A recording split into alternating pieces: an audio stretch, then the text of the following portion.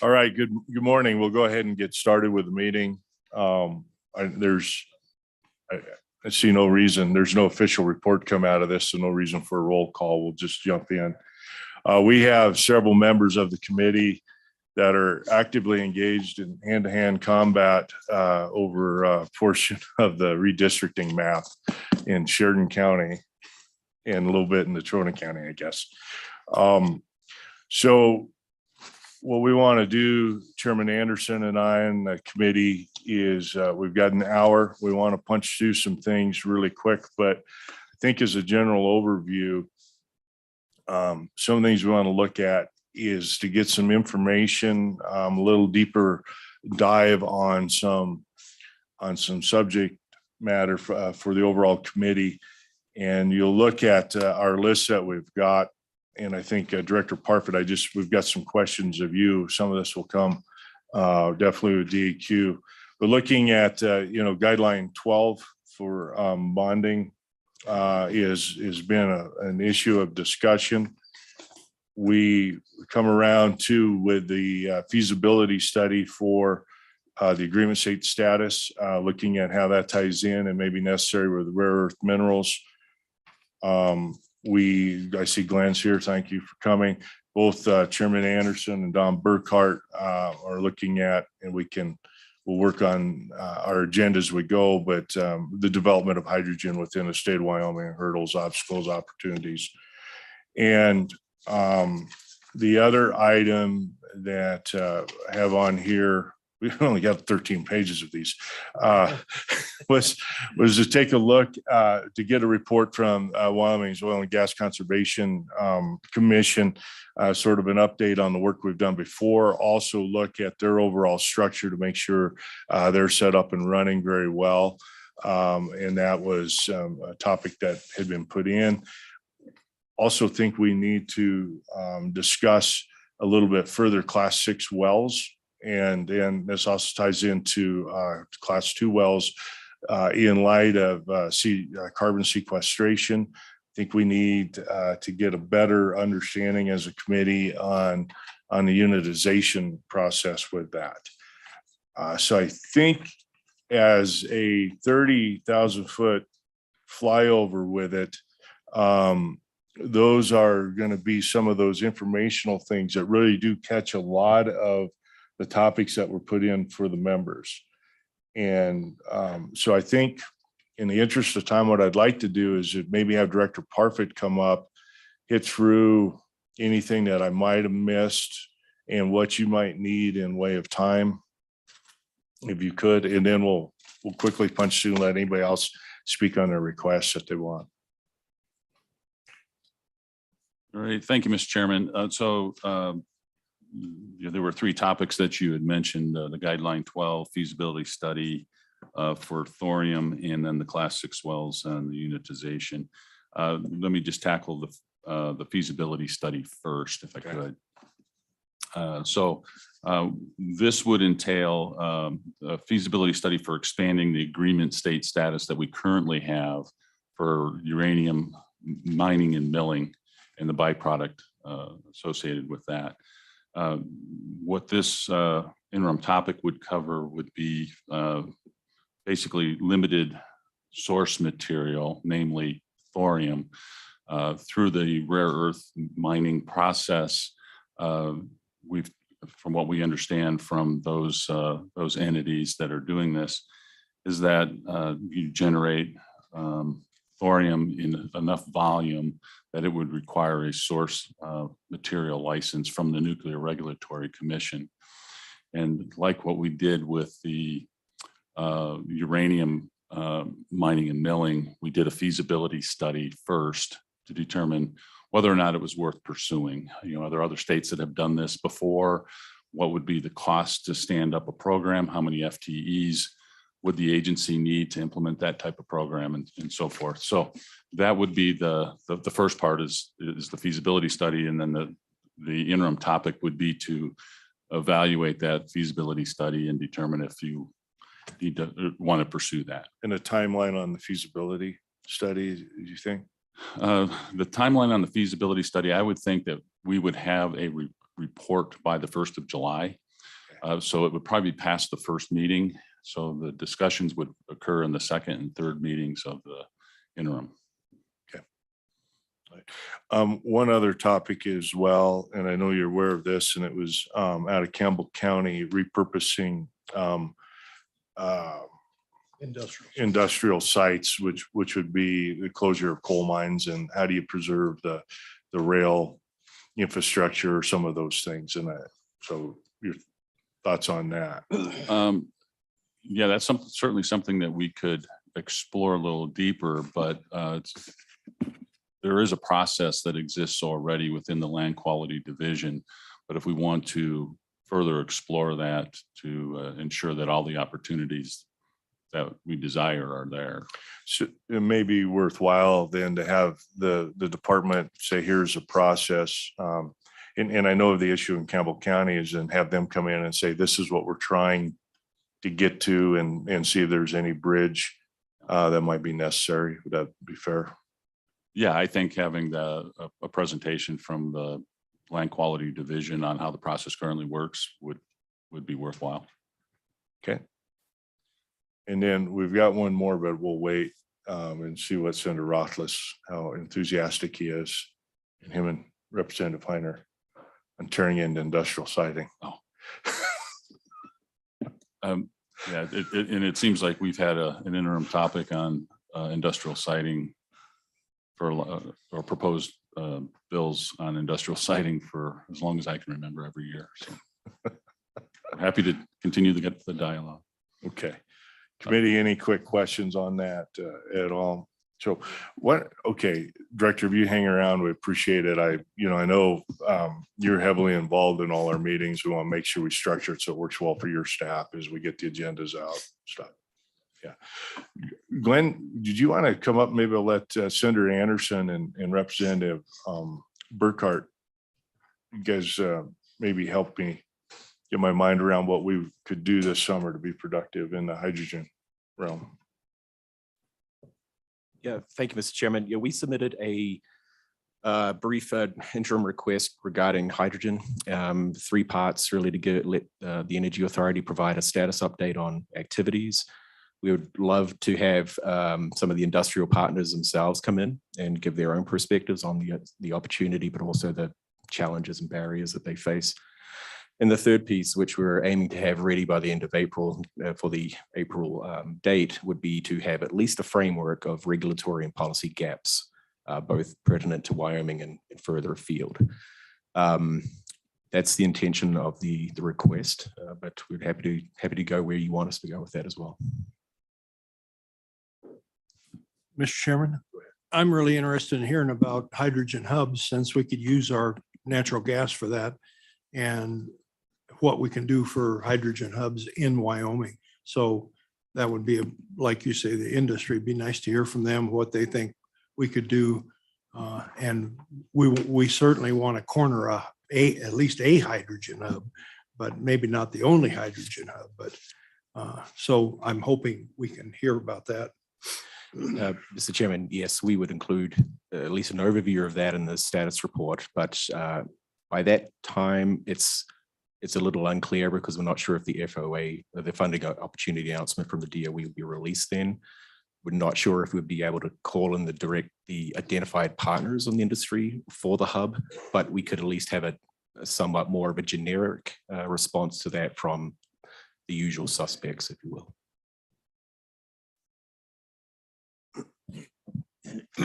Excuse me. Thank you, Mr. Chairman. So, Director, the other thing in there too, I would ask for is the various methods of producing hydrogen. I mean, I know you can produce it from water. I'm not sure we have the water to use for that. So whether it's from natural gas, coal, any number of things, I just ask that you include that in the reports. Can do. So I think we'll have a quick turnaround between session and our first meeting, and we'll make sure we've got at least an hour of time, and then figure out how we get that structured a little bit. And again, the first meeting we need, my goal always been in that first meeting is just identify the issues, the problems, and get everybody's brains stimulated to start thinking about it. And then we work towards legislation from there. So you help us with that. That'll be a good thing. A very good topic. Okay. Representative Conley, would you want to just give a quick pitch on your, of course, you and I both like apprenticeships, so.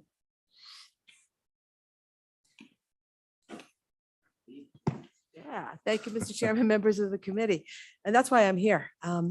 That I know this committee likes apprenticeships. Kathy Connolly, House District 13. I serve on the Labor Health Committee, and over the interim, as a member of that committee, we got a report from the Department of Workforce Services on the use of an apprenticeship program that's in the statutes. And they came back and said that it's not being used at all. And in fact, they don't believe it has been used since the statute was passed in 2007.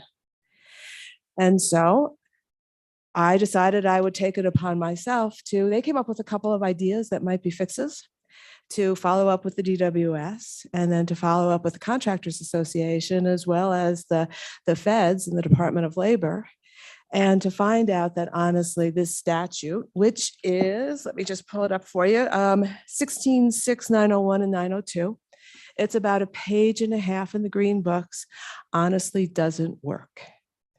It just doesn't work. And that the tweaks that were suggested honestly don't work either. And in part, it's because of definitions, right? An apprenticeship is a very specific definition, especially to the feds. Instead, we have in this state some good on-the-job training programs, but because of that, they don't fit here.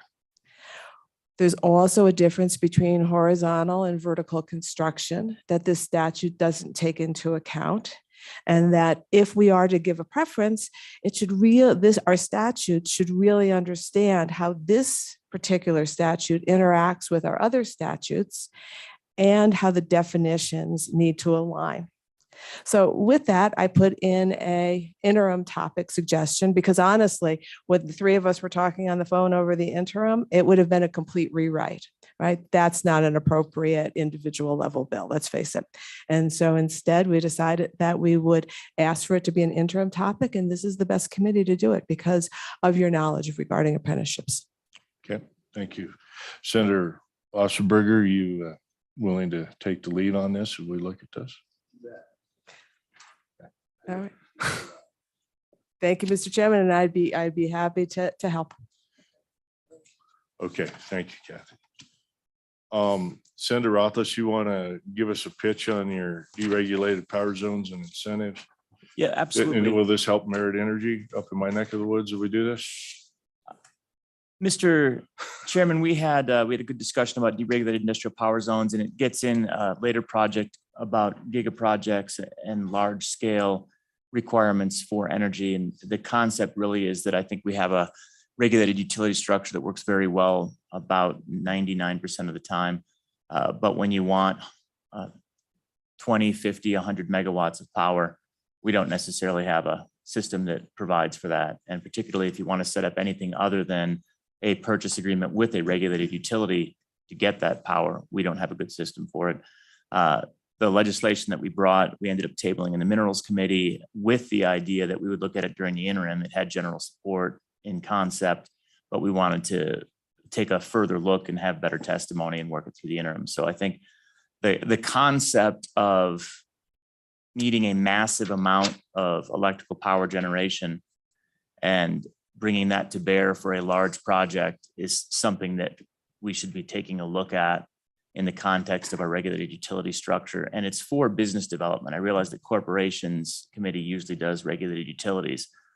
This is not about trying to tweak the regulatory structure. This is about trying to find effective ways to allow businesses that need 100 megawatts of power, 200 megawatts of power, 500 megawatts of power to have flexibility within the market to do what they want to do instead of what they're told to be able to do by our utilities. So very, very important, in my opinion, when you contemplate the future of, let's say, steel, aluminum, semiconductors, any large manufacturing industries are actually moving towards tremendous demand on electrical power generation. I think there's a lot of need for us to modernize ours where our utility structure has remained largely unchanged because it's been to the benefit of the regulated utilities for quite a long time. But I would say a lot of that has been to the detriment of large project recruiting for the state of Wyoming. So that's my interest is trying to find a way where we can thread the needle. I don't want to see us deregulate all of power. That's certainly not the objective here. That's always the fear that you'll hear when, oh my gosh, are we deregulating power? No, we've seen that that's awful when you fully deregulated power. But we definitely know that the system we have right now, in my view, doesn't work well at all if you want large amounts of power. And I think it does tie in with the giga projects discussion that's later, where that also ties into industrial siting and permitting and the sales and use amortization. If you're imagining projects that need $1 billion of capital investment, they're that scale. What holds those back from locating here? All of us read press release after press release after press release about these $1, $5, $10 billion facilities being built, but we never have the word Wyoming in the news article. So for the sake of time, Yep. how would we tackle this as a committee? How do we start first? The education and where build the foundation to be able to come with legislation that doesn't have ramifications that we don't know. How is there a path forward where we could, 3 hours of committee time that could be utilized effectively? Mr. Chairman, I think that depends on how much the committee feels it already knows about the regulated utility structure, whether we want to start with some information, a briefing of how it works now and to understand what we can and can't do under our existing structure. We could potentially look for individuals that could come in and talk about the challenges that they've had. And this came from the Blockchain Select Committee because we had candidly about 2 gigawatts of power demand for cryptocurrency mining. So with the senators, so that 105 was heard, I assume Senate Minerals. Yep. What was the overall? Is that a bill we could work with from? From my viewpoint, it was a good bill. I gathered as Yeah. much. We tabled it, Mr. Chairman, because there was a desire to work it through the interim. Okay. If you'd rather just bring back that bill and I'm looking for a expedite that. nod from my co-chair is all I'm looking for. So I don't know about a nod, but I do think it fits in with my giga projects. I think all that is part of, what do we do with giga projects that are so large that we haven't seen them before, but we want them in the state? Yep. And so the independent power could fit into that quite easily. Mr. Chairman, here's a good example. We just had the topic of hydrogen. If you had a wind power merchant provider that wanted, when they had surplus, to sell that surplus electricity directly to a hydrogen producer to produce hydrogen when the power price is low. So in other words, just trying to arbitrage that power price. You can't do that in Wyoming. That is illegal. Why? Well, that's just the way it's always been.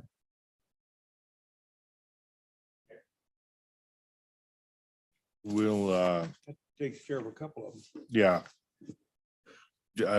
We'll work on how we get that defined and wrapped up. I just know at times when we were working with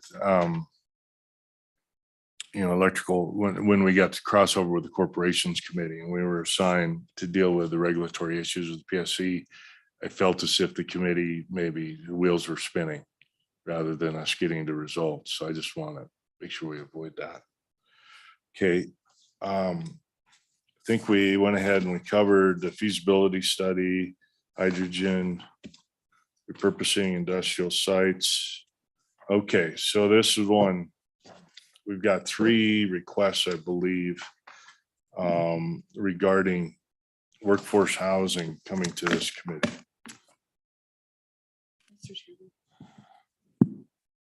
Mr. Chairman. We actually addressed workforce housing as well in corporations committee. And it was one of the high priorities for that committee. So they're going to look at a holistic approach of a policy statewide and what issues may be regulatory or preventing help and different things. So they're going to take a big holistic look. So I don't know if that helps or hurts Oh, no, that's your awesome. situation. I think they should, and I'm very happy they are. Okay. Okay. All right. See, Ocean, you want to come up and try to fit your sandbox again?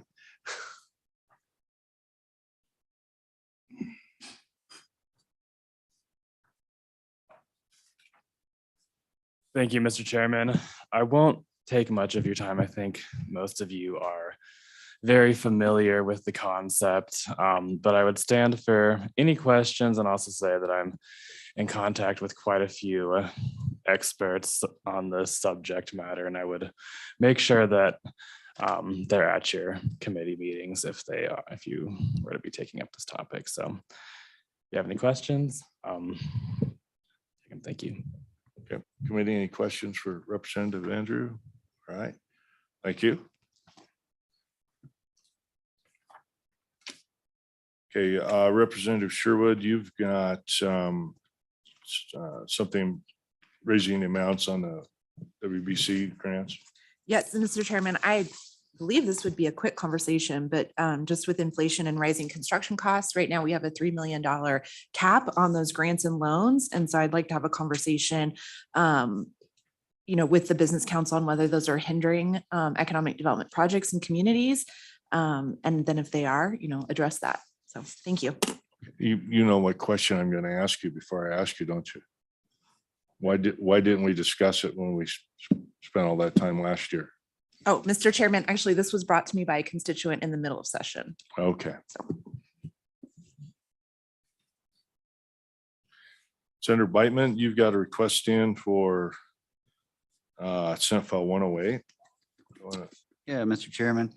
Senate File 108, the goal behind that was to extend the protection we gave the firearm industry last session with protection from being debanked or having restricted access to financial services solely for the fact that they were in an industry that certain people didn't like. And this would have expanded it to everyone in the state of Wyoming. And I had oil, gas, and coal in mind. As you can see right now with, even with $110 oil, oil and gas producers are struggling to find access to capital to go drill these oil wells.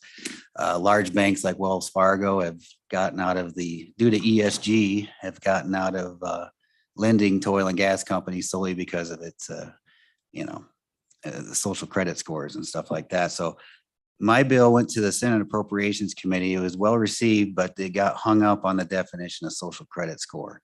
And the banking industry extended their offer to work with us and to tighten up the definition and the regulators. So my goal is to get the regulators and the bankers together to come to an agreement on a suitable definition of what a social credit scoring system is and how it applies to Wyoming and how we can protect our citizens, our individual citizens from being debanked based on a variety of different reasons, none of which are financial in nature, but more so political in nature, and also protect our core industries that pay the lion's share of our taxes. Okay, any questions? Mr. Chairman. I'm confused. Didn't we do the speedy banks, and don't they qualify for the speedy bank classification, that if they don't fit in a regular financial institution, that the speedy bank was allowing that exact situation? Mr. Chairman, I am not familiar with the whole speedy bank deal. So Senator, this is a consumer protection. So this is for just, the definition of consumer under the code. So I'm not talking about industrial loans or what. How far reaching are you looking? Because I'm trying to get to what end here. What are we trying, This who are would we trying be- to protect? Everybody, Mr. Chairman. That's why person in Wyoming is defined as a person, but also a corporation, a partnership, everything. So it applies to, it's what's happening right now is pretty scary stuff. We're seeing the communism of the Chinese Communist Party with their social credit scoring system creep into the United States. And you have corporations and banks colluding to do the bidding of the government and making an end run around the Constitution. And it's a big deal, and people are just starting to wake up to what's happening, but it's something that we need to take a look at. Okay, we'll keep moving. Representative Gray, we had labeling fossil fuels as green energy in statute. Thank you, Okay, Mr. Chairman. I had been approached about this idea. There's a lot of federal statutes that use the term green energy and in terms of allocation of federal funds and certain preferences that are given. And so someone approached me about, in state statute labeling fossil fuels as green energy to try to take a stand on that issue. So yeah, thank you. so where in statute? I think it would just be a declaratory statement somewhat, in DQ or their titles or wherever. Okay. All right, we don't need Senator Cooper. We don't need to worry about housing. Thank you, Corporations Committee. Okay, so then Representative Gray, then Wyoming's natural resources. Did I get in the wrong hands? What? Yeah, Mr. Chairman, thank you. Is it okay if I present this? What's that? Can I present this? Yeah. Thanks. No, we're with our hour, we're trying to just run through and Yeah. make sure we all got to understand where we want to go. Yeah, thank you. I just think the State Department on our nuclear resources and some of I think they have not had a good track record. So I guess the question here is, how could we in state statute set up a procedure where some of these purchases by foreign countries run through some approval process in our state, specifically for rare earths and everything, but I'm particularly concerned on rare earths and nuclear because there's been a track record there. So thank you. Okay. Yeah, I'm just, we had a uranium asset that was held by, the Russian company had since changed hands, but light of the world, that is disconcerting. So, okay. Mr. Chairman? Yep, go ahead. If it wasn't for the foreign companies, we wouldn't have Trona in Wyoming. Yeah. Yeah, I just want to clarify that it says in the wrong hands, that's, there's approval process at the State Department and, it's not working. So I think there's a way for us to, assert some primacy in that respect. Okay, so Senator Anderson, you had talked about, or Chairman Anderson, the giga projects. So Senator Rothfuss, with respect to the deregulation power zones in the giga projects in the industrial side. So I'll just ask you gentlemen, you think we can roll that into an hour and a half, 2 hour informational component in a meeting to identify areas to hit? You guys are shaking your head yes. So Yeah, I think we can. I'm gonna need some help in visualizing that. So Okay. Yeah. One other thing that we haven't discussed that I think is potentially useful in that discussion would be contemplating state equity stakes and investments of some sort. We've only talked about that a few times over the years, but we tend to do things like grants or loans. A lot of times large projects would like a small equity stake on behalf of the state where we basically are an investor. That's a really hard thing to do within the constitutional structure, but I have heard in numerous conversations over the last couple of years on large project interest, where that was something that the project was interested in. And I would typically come back and say, yeah, we've got some constitutional challenges there and we don't really have much statutory authority. So that's another sub-thread of giga projects that I've certainly had a lot of conversations about. I don't know what the there is, but that would be something else in this space that I think would be worth exploring. And then I mentioned the sales and use tax amortization, working with the Department of Revenue on trying to figure out how to finally get that going so that for large projects, we can provide what is effectively a tax incentive that doesn't cost the state anything, which is handy. Okay. And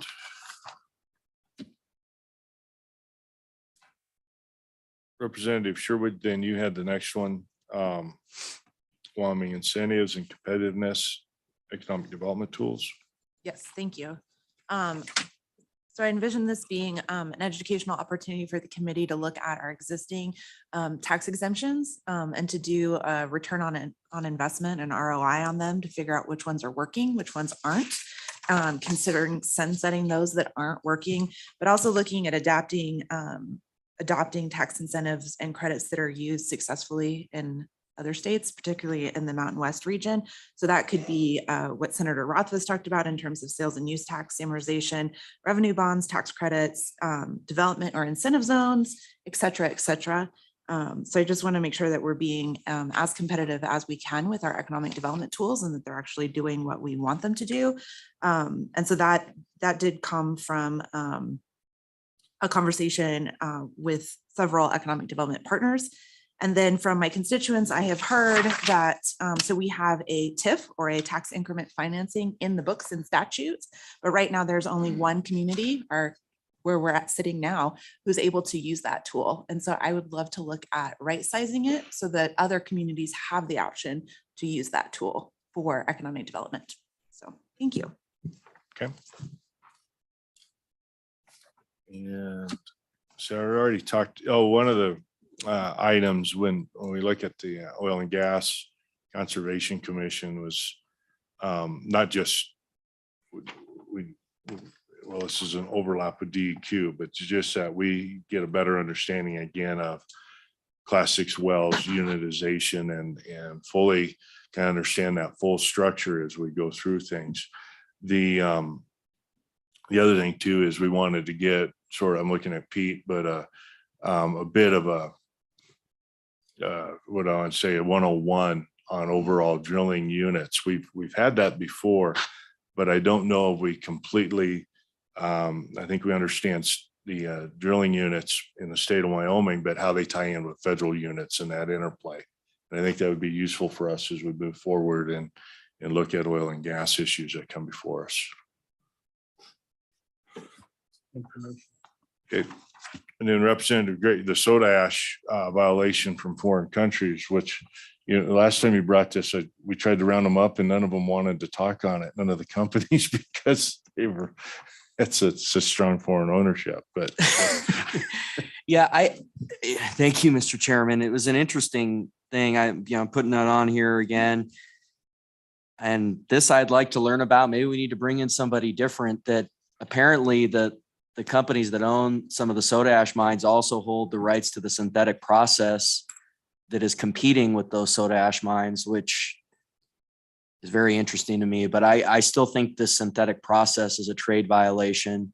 And I think we need to study it, the synthetic process, and working with our congressional delegation to get some action under some of the treaties that we've signed with other countries on labeling this a trade violation. Thank you. Yep, thank you. Okay. Is there anybody, we've got a little bit of time. I ran through that pretty quickly, but end of session and Senator Anderson got to turn some things around. Do you got a comment? Don, I was going to ask for any comments from the audience. Yeah. Is there anyone in the audience that would like to make a pitch for anything or so? Richard, come on up.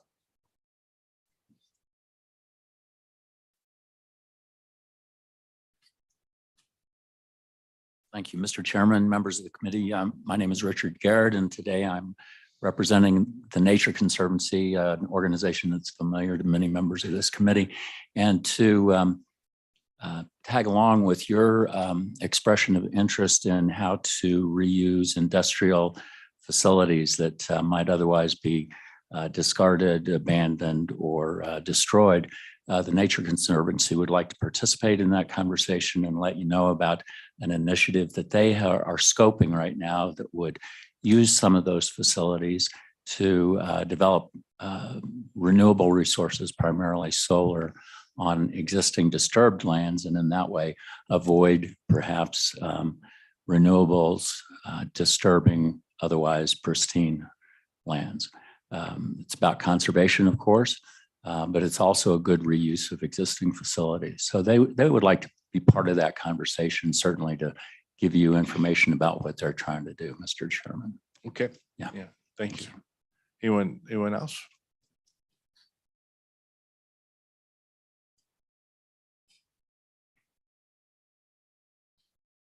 Thank you, Mr. Chairman. Tammy Johnson with Wyoming State AFL-CIO. Listening today to sort of a thematic pattern that talks about businesses and supporting them with some tax incentives and things like that, and then workforce housing and then apprenticeship programs. But there's a piece in the middle that we've forgotten about, and that is the workers once they're trained, once they're working here, aside from the housing piece.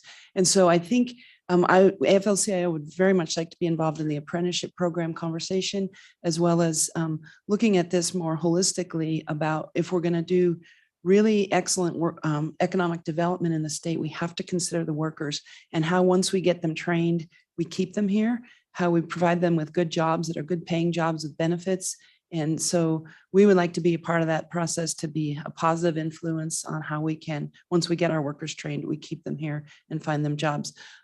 Just as a side note, AFL-CIO at the national level is working with the National Building Trades Union to bring in some what they call MC3s, which are small apprenticeship type programs that would give the students a chance to train in 4 areas of trades and pick the one that they think is best. And we feel like we can train a few hundred students by the time the nuclear reactor project opens in Kemmerer, and we're ready to start work on that. So we're doing our part to participate in that and be helpful, and just like to let you know that. And then more globally, let's look at how workers play in this economic development piece as well. So thank you. All right. Thank you. Mr. Luthi.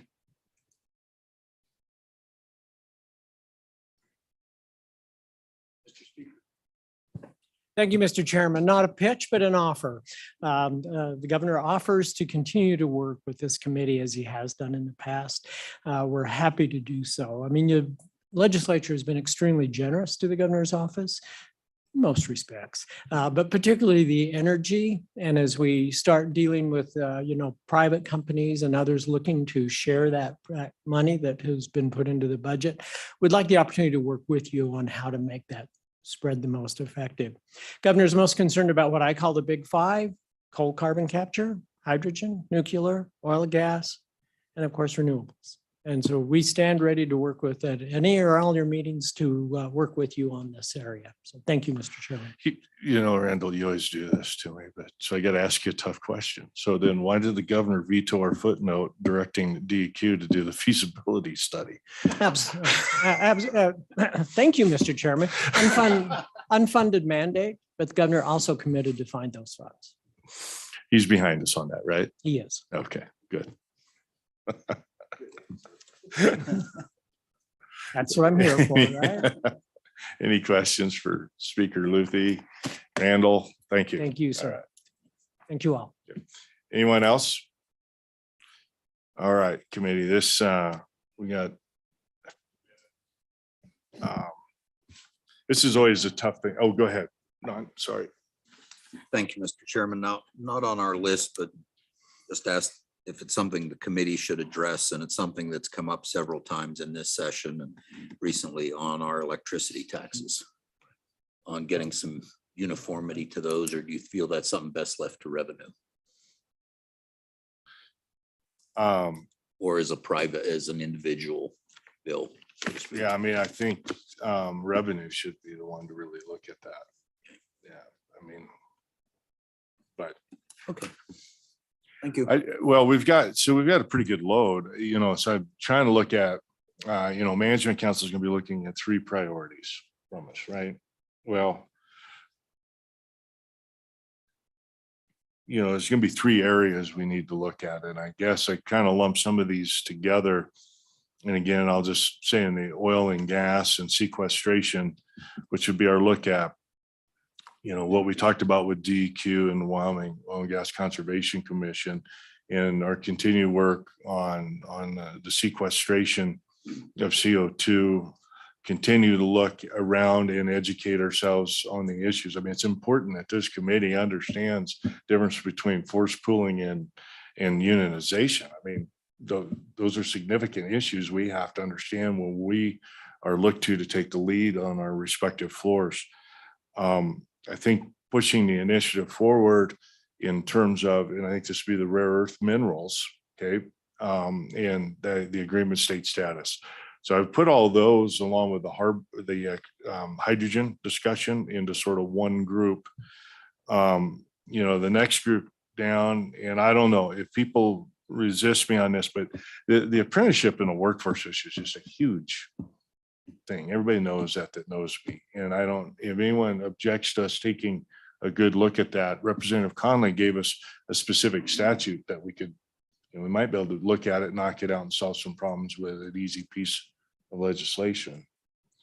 So the big one, which could take a lot of work, is then we get to the power zones. We look at industrial siting.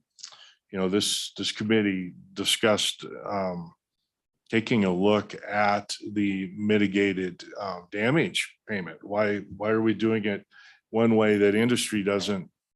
I don't want to misspeak, but it could be done the same way with the same protections to the counties, to the local municipalities, but be presented as an incentive to industry. So I'll just tell you, that's, as I was trying to think about this and how I shape it, you know, Senator Anderson, I control the agenda at the end of the day, but it's important that all the committee members are on board and contributing to it. So does anybody want to lynch me? Yeah, there's a bunch of I know there is. But for these. Oh, for this. these Oh, comments, just yeah. for this, you mean? Yeah. So, all right. Okay. So, I think we got our input. yeah, and, yeah. We can figure it out from here. Okay. All right. We'll do that. We'll work and appreciate everybody showing up. Last day of session. My last day